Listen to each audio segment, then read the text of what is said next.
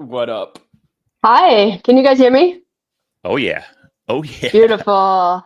How's it going, guys? Good to see you. We were just talking. It was probably 2 years ago when we last hung out and talked. And apparently, you've been up to some things, making some moves, doing some In changes. Idlewild. Yeah, right? In Yeah, Idlewild? yeah, That yeah. was fun. A lot of I fun. know backstage you hosted us. That was super cool. Yeah, we got a lot going on over here.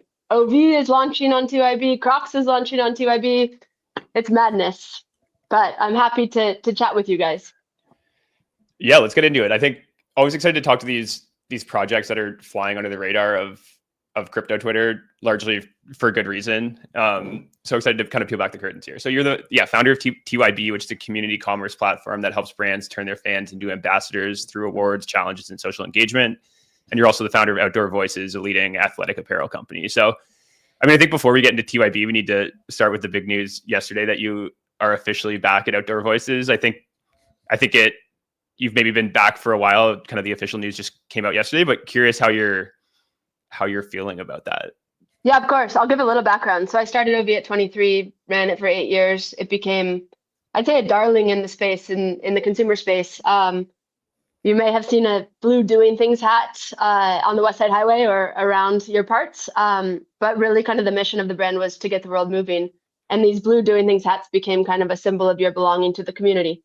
They were play to earn in that you could only get the blue doing things hat by showing up to an event and participating in the mission. And that really kind of caught fire.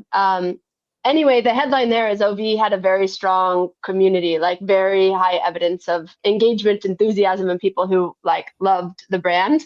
Um, I ultimately left the company after a bit of an ego battle between one of the board members and myself 5 years ago, which was difficult because OV was my baby. And kind of as a direct reaction started building TYB, which quite simply allows brands to have a direct line to incentivize and reward for those super fans for valuable action. Coming full circle, I announced yesterday that I've re-engaged with Outdoor Voices, which is super cool. I'm the founder, I'm an owner, I'm a partner. And the coolest thing from a world building perspective is now today, Outdoor Voices launches on TYB. And TYB was really the toolkit that I wished I had to essentially orchestrate this engagement and incentivize those super fans. And so here we are. I'm a little overwhelmed because the response, the OG OVers, like, has been very big time.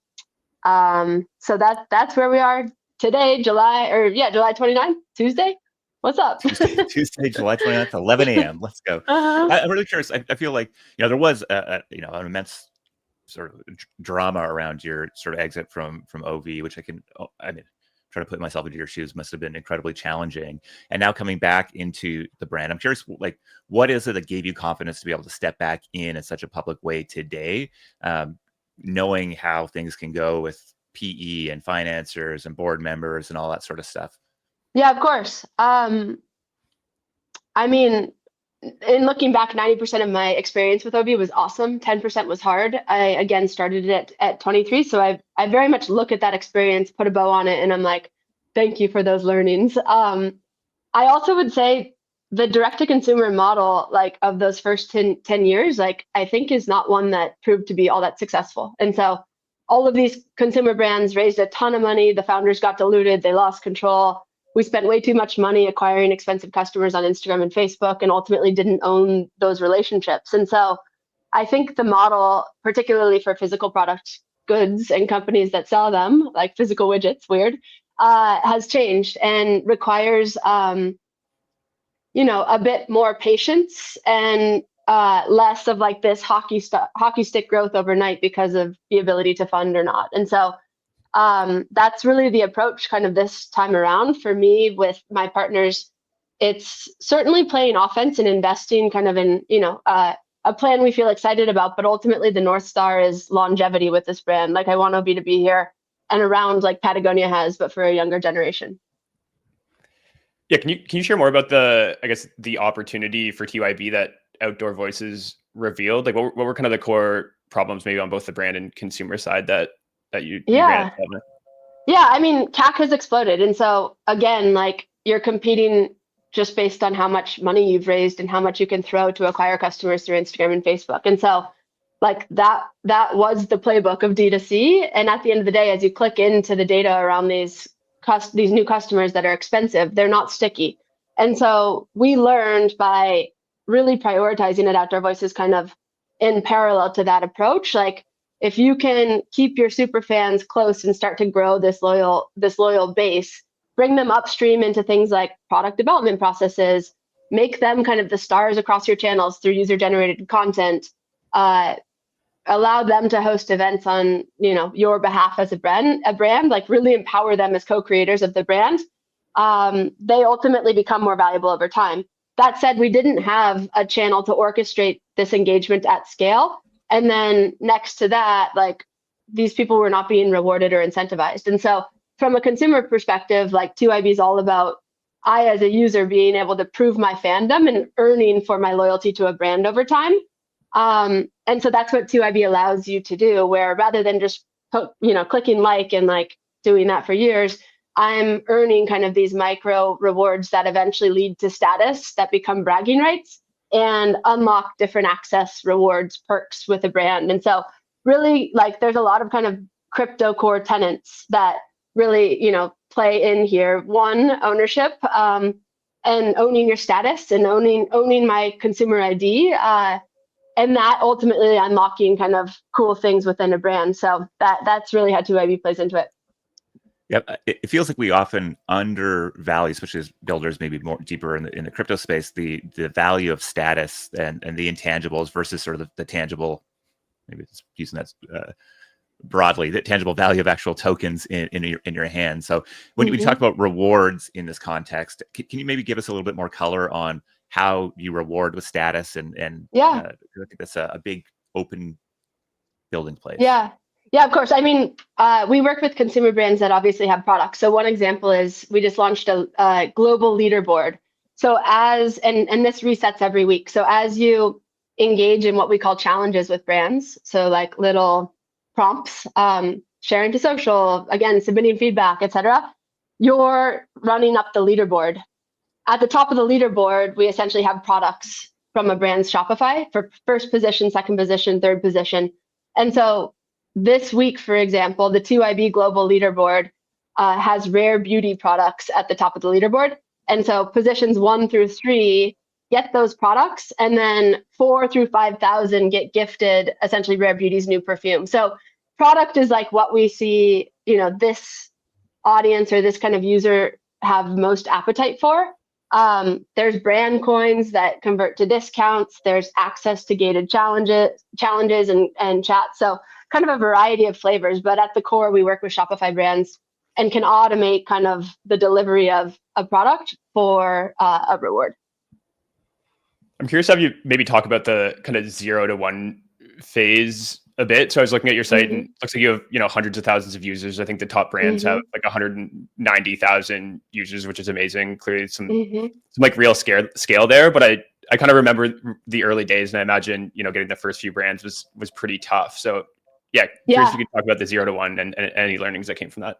Yeah, of course. I mean, brands are not asking like for blockchain or crypto, et cetera. And so while there's a lot we believe in terms of this idea of the TYB ID and kind of like this consumer owned identity on chain that exists not only within a brand or TYB's ecosystem, but out there, like all of that is under the hood. And so we've really kind of obfuscated that from the experience. And early innings, like really we're selling new loyalty, like loyalty that is a lot more fun to engage with beyond just points for purchases.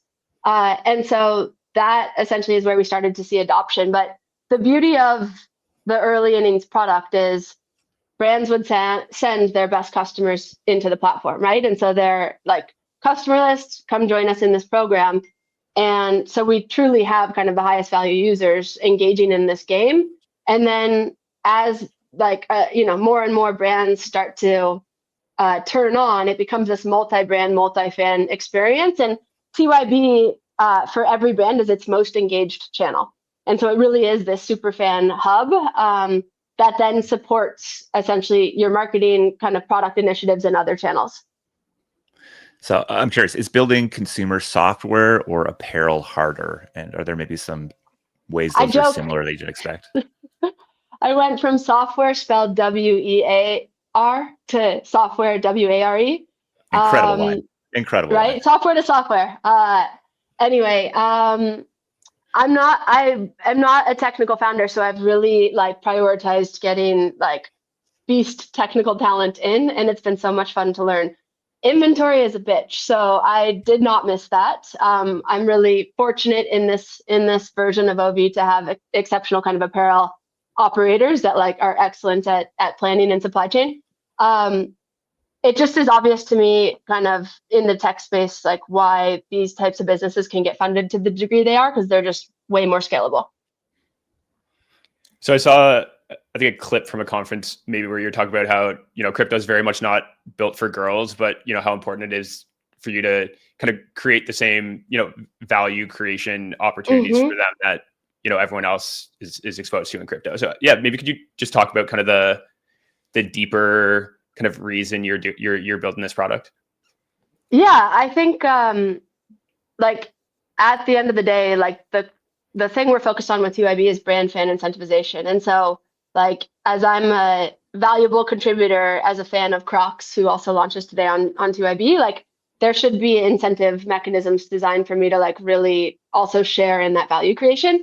And so there's kind of a few new features upcoming that I'd say like are more meaningful for creators, but ultimately like the landscape of crypto is pretty like finance dude. And those projects I wouldn't say like are all that appetizing or attract or have significant demand from like Gen Z or millennial women. And so in my view, we're like a really nice on-ramp into financial opportunity and kind of value creation via brands that women love.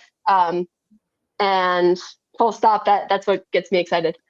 Do you want to talk a little bit about the Crocs launch today? Obviously, that's a massive brand. I rock them all the time. I got my blue Crocs, and people, I think, I love it. Shoes around. How'd that come to be, and maybe what can people get in and start doing with them? Yeah. Well, are you Crocs #1 fan? No, but I mean, I could be. I think I have that potential in me. Yeah, how can I become Crocs #1 fan, Ty? The campaign is "Are you Crocs #1 fan? Prove it." So it's again very much this fan engagement call to action. And Crocs, I think I pitched like in my first or second brand pitches ever, like way too early. There was no product. It was just me and a pitch deck, and they are finally here. I'm obsessed with Crocs, and so they go live today. It's this fan engagement channel. There will start to be kind of out of home wheat pastings in New York, and really people are joining and playing this game. And there's weekly themes. Again, this weekly leaderboard where you win for completing challenges. The first month top leaderboard winners essentially get to go to a T-Pain concert. So there's all sorts of cool things for engaging with Crocs. But ultimately, it's about proving your fandom. And if you're in #1 position, it's a pretty good deal. I love it. Ty, maybe last question before we let you go. I'm curious what the biggest lesson you're bringing back to OV is that 2014 or 2013 Ty didn't know yet. I mean, it's just spandex. So I'm having so much fun with it. And enjoy the ride. Yeah. Yeah. That's it. It's so much fun. So yeah, guys, join Crocs, join OV. Thanks for having me on. Have the best day ever. Awesome, Ty. Best of luck.